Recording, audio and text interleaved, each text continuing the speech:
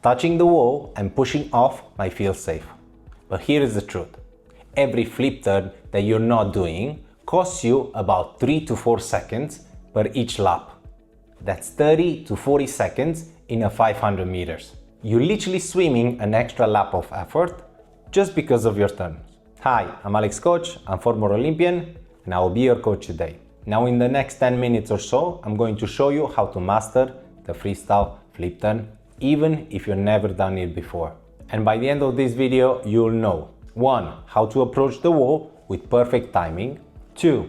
The exact flip turn technique that prevents water getting up your nose. 3. How to push off faster than you ever thought is possible. 4. The breathing pattern that Olympic swimmers use. And 5. How to connect your flip turn seamlessly into your stroke. I'm going to break down the 5 biggest mistakes that keep swimmers from mastering flip turns. And I'll give you land drills that you can practice right now at home before you even get in the pool. Plus, at the end, I'm going to show you the Olympic secret for explosive push-offs that most coaches never teach. And if you want to transform every aspect of your swimming, check out my swimming community that you can sign up in the description down below. Now let's jump into it. Mistake number 1, the hesitation approach. Basically, you're slowing down as you get close to the wall. Most swimmers do this. They see the wall coming, they panic a little, and then instinctively they slow down their stroke rate. They're trying to measure the distance perfectly. So they end up gliding, counting strokes, and sometimes even doing a weird half stroke. This is exactly like trying to hit the brakes just before the green light. You've got the momentum, you've got the speed, and then you throw it all the way right before you need it the most. And the consequence? You lose about 2 to 3 seconds just in this approach. You arrived at the wall with zero momentum, and basically your flip turn has no power, and your push-up starts from basically zero speed. Now here is the secret. Keep swimming at full speed all the way into the wall. Olympic swimmers maintain their stroke rate. Sometimes they even increase it as they approach the wall. They trust their distant judgment because they practice it so many times before. Whenever you keep your speed, you carry the momentum into the flip turn. That momentum becomes rotational energy. Think of it like a figure skater. The faster they're moving when they pull in, the faster they spin. So instead of slowing down to measure, you're swimming through the turn. The wall is not a stopping point. It's actually a speed multiplier. This actually feels easier once you trust it, because you're using the momentum instead of fighting physics. Now let's practice this timing on land first. Stand about 10 to 15 feet away from the wall. Start jogging in place, then jog towards the wall while counting your steps out loud. Don't slow down. Jog at the same place all the way. Do this for about 20 times until you can consistently hit the wall at the same step number without slowing down. Your body is learning to trust the distance. Now, some of the common mistakes to avoid is stuttering your steps near the wall, looking down at your feet, or decelerating in the last 3 steps. Now in the water, we're going to work on speed approach drill. Swim freestyle from the flags or 5 meters out, focusing only on maintaining your stroke rate all the way into the wall. Don't flip turn yet, just touch the wall with your hand. Do 4 25s, 20 seconds rest between.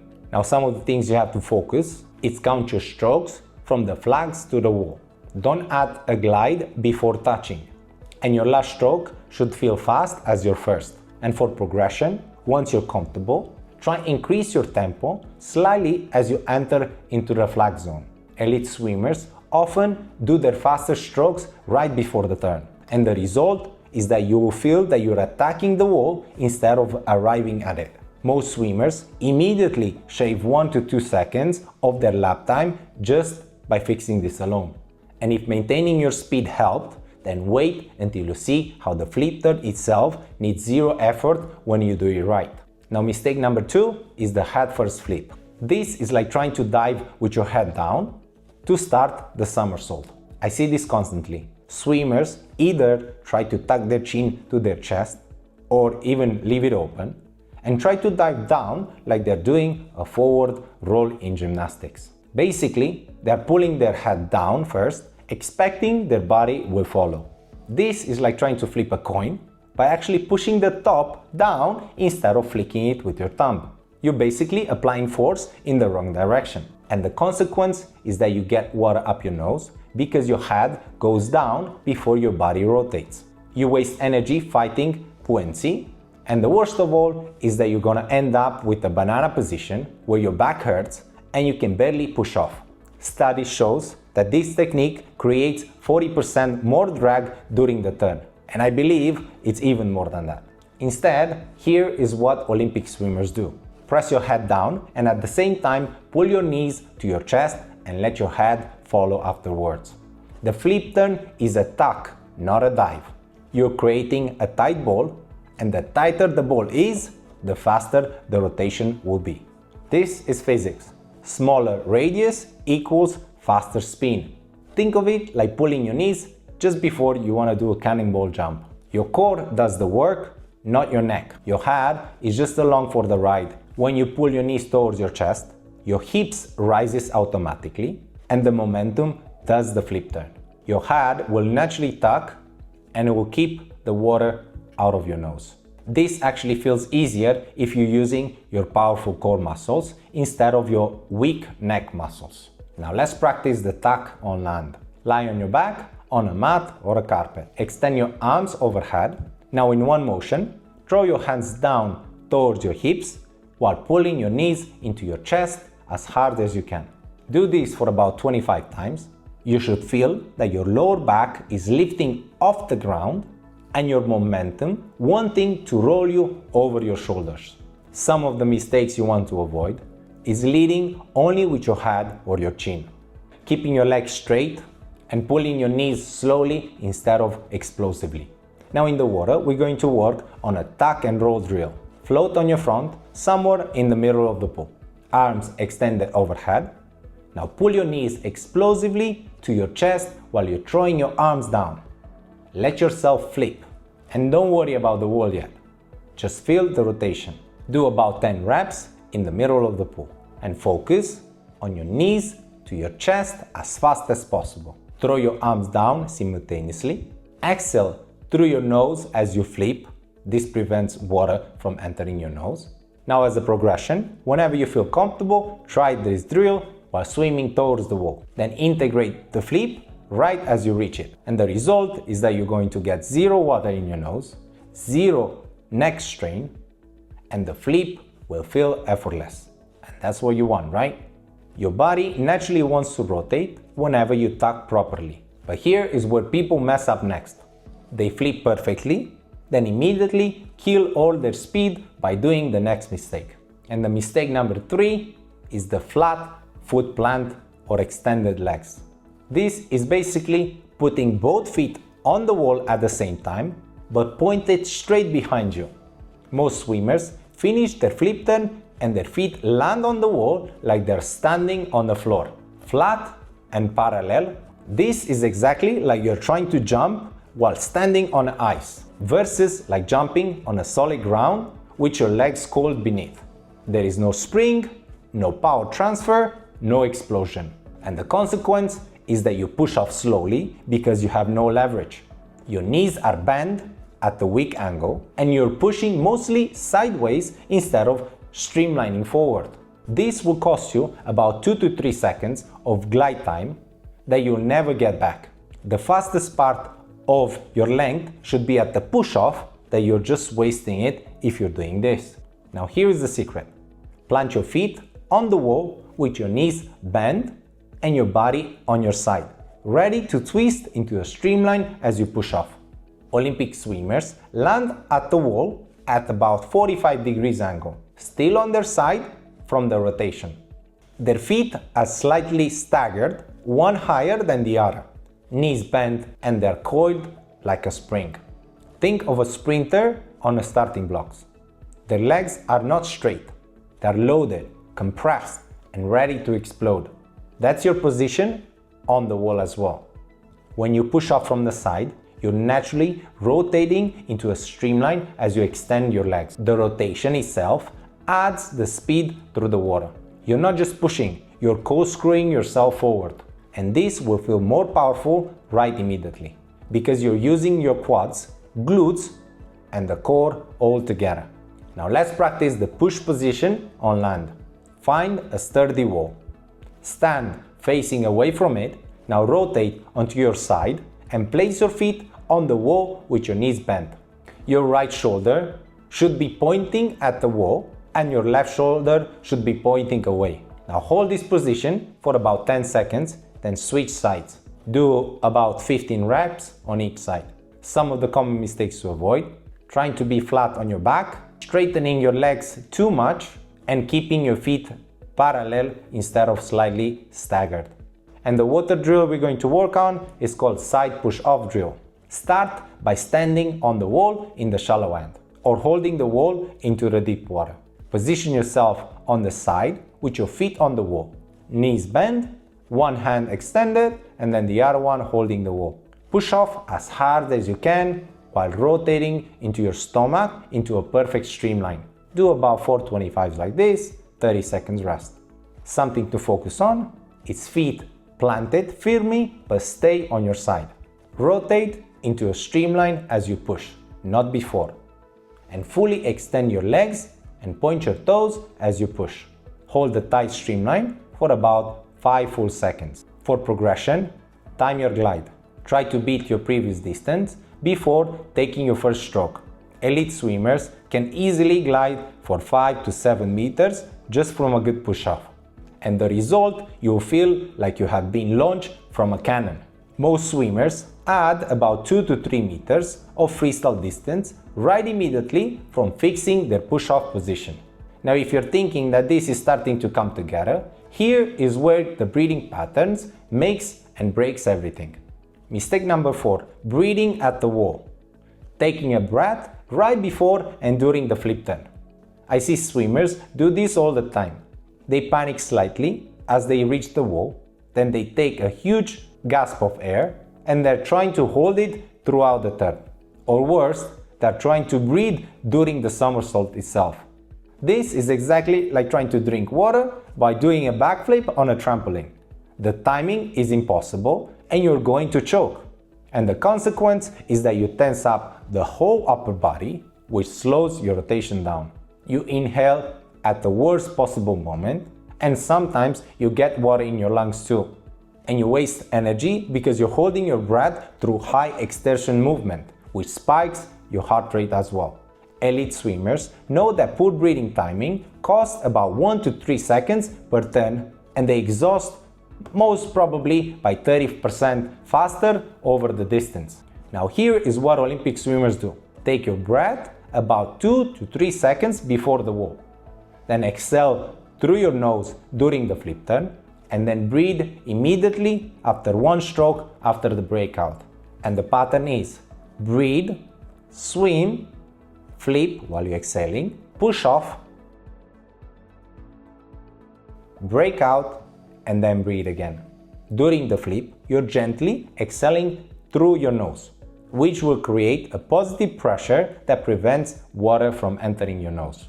When you exhale during the flip, your body stays relaxed and you're not fighting to hold your breath, so your core can work efficiently. And since you breathe right after the breakout, you're never actually oxygen deprived. This will feel natural after just a few reps because your body realizes that it gets air quickly and there is no need to panic. Now let's practice this breathing on land. Stand comfortably, take a breath in, hold it for about 3 seconds, then do about 10 jumping jacks while exhaling slowly through your nose. Do this for about 15 times. And here you're teaching your body that it's okay to exhale during the movement and the next breath will come just quickly after. Some of the common mistakes to avoid is holding your breath during the jumping jacks and exhaling through your mouth and breathing in just before you finish the movement. And in the water, we're going to work on breathing pattern drill. We're going to swim freestyle, focusing only on the breathing rhythm. Now count your strokes out loud in your head. Do about 625s, maybe from the middle of the pool, with 20 seconds rest. Some of the things that we can focus is last breath is 2-3 strokes before the wall. Gentle exhale through your nose during the entire flip. First breath happens immediately after the breakout, within 2 to 3 strokes. For progression, once you feel comfortable, try spinning into the wall with this breathing pattern. The faster you go, the more critical proper breathing becomes. And the result, no more water up your nose, no more panic, and you'll feel smooth and control to every turn. Most swimmers say that fixing this alone makes flip turns feel easy for the first time. And if that breathing pattern helped, then wait until you see how elite swimmers connect and turn back to their stroke. And this part is the Olympic secret I promised. Mistake number 5 is the dead glide. Pushing off the wall with perfect streamline, then just floating and waiting and gliding until you slow down before you actually start swimming again. I see swimmers push off the wall beautifully, hold their streamline, and then wait and wait until they basically stop before they take in the first stroke. They think they're being efficient by maximizing the glide. This is exactly like trying to coast downhill on the bike and then wait until you stop before you start paddling again. And you're just throwing away all your momentum. And the consequence is that you're reaccelerating from near zero speed, which requires massive amount of energy. Study shows that reaccelerating from a stop position uses 3 times more energy than maintaining the speed throughout the transition. So you're working harder for slower results, and over 1500 meters, this will exhaust you. And here is the Olympic secret. Break out of streamline and start your first stroke before you're slowing down your swimming speed. Elite swimmers push off the wall at about 2 to 3 seconds per second, literally faster than they can possibly swim. They can hold the streamline through the fastest part of the glide, usually 3 to 5 meters. But the moment they slow down to around their swimming speed, they transition immediately to their stroke. Now think of it like merging onto a highway. You don't wait until you're going 30 miles per hour to merge with a 65 miles per hour traffic, right? You time your merge for when the speed match. And when your breakout is at the right moment, you carry your push-off momentum directly into your swimming speed. There is no gap here, and there is no reacceleration, no wasted energy as well. This actually feels faster immediately because you're surfing your own momentum. Now let's practice this timing on land. Find a smooth floor, get into a plank position, place your feet near a wall, and gently push your feet towards to simulate the glide. Do this for about 20 times. Common mistakes to avoid is waiting until you completely stop, breaking streamline too early before the glide peaks, and starting your stroke with weak and uncertain movement. Now in the water, we're going to work on breakout timing drill. Push off the wall in a streamline. Count. When you feel like your speed is slowing down to your normal swimming pace, then immediately start your stroke. Begin with a dolphin kick underwater, then your first pull after the breakout. Do about 425s, 30 seconds rest. Some of the focus points to think about: it's holding your streamline through your peak speed. Start your first dolphin kick when your speed drops to your swimming pace. Your first arm pull should be powerful, not weak. Know that spaces between the glide and the stroke. And for progression, film yourself and have someone film you. Your goal here is to break out whenever you're still moving fast, and you should feel like you're catching your speed, not restarting it. And the result is that you feel like your turns are actually make you faster swimmer instead of breaking your rhythm. Most swimmers drop about 3 to 5 seconds per 100 meters by just fixing their breakout timing. Now let's put this all together so you can practice with confidence. Now here is the 2 complete practice sets that you can use in your next swim. So take a screenshot of this. Some common issues you might face. First one, which means that you're not exhaling soon enough or hard enough during the flip. Start exhaling the moment you initiate the tuck, not halfway through. The problem too is that you end up too deep after the pushing off. The solution is that your flip turn is too vertical. Make sure that you're pulling your knees to your chest, not diving with your head down. This keeps your rotation horizontal. The issue number 3, I can't judge the distance to the wall. Then count your strokes from the flags every single time. Within 5 to 10 practices, your body will memorize the distance, or it should at least. And what you should feel. A good flip turn should feel smooth, almost lazy. If you're exhausted after each turn, that means you're using too much effort and you have to revisit the tuck and the push-up position. And whenever you fix these 5 mistakes, flip turns transforms from intimidating to automatic.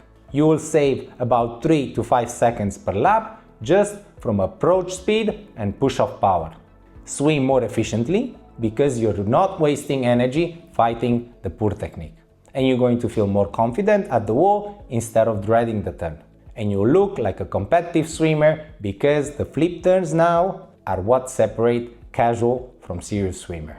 So I had someone that I work with that came to me who avoided before flip turns for 2 years because he was terrified of getting water up his nose. After practicing just the breathing pattern for 1 week, he did his first flip turn in practice. Now he's doing them in all of his training for open water races. Now he told me that he cannot believe that he wasted 2 years for training with slow turn in practice. Here, you're not just learning to flip turn, you're unlocking speed, efficiency, and confidence that will transform the way you feel in the water. Now it's your turn, literally. Try these drills in your next practice and let me know in the comments which mistake was holding you back the most. Now if you want to master every single aspect of swimming with the same systematic approach, stroke technique, breathing, starts, pacing, race strategies, and other resources, then check out my community, which is free. You can sign up, we can have a chat, and I can help you exactly as you want. And I'm going to approach you exactly how I used to coach my swimmers from complete beginners to Olympic trialists and everything beyond. And if this video helped you, hit the like button, subscribe for more swimming tips, and ring the bell so you don't miss any of it. Keep swimming, I'll see you in the pool.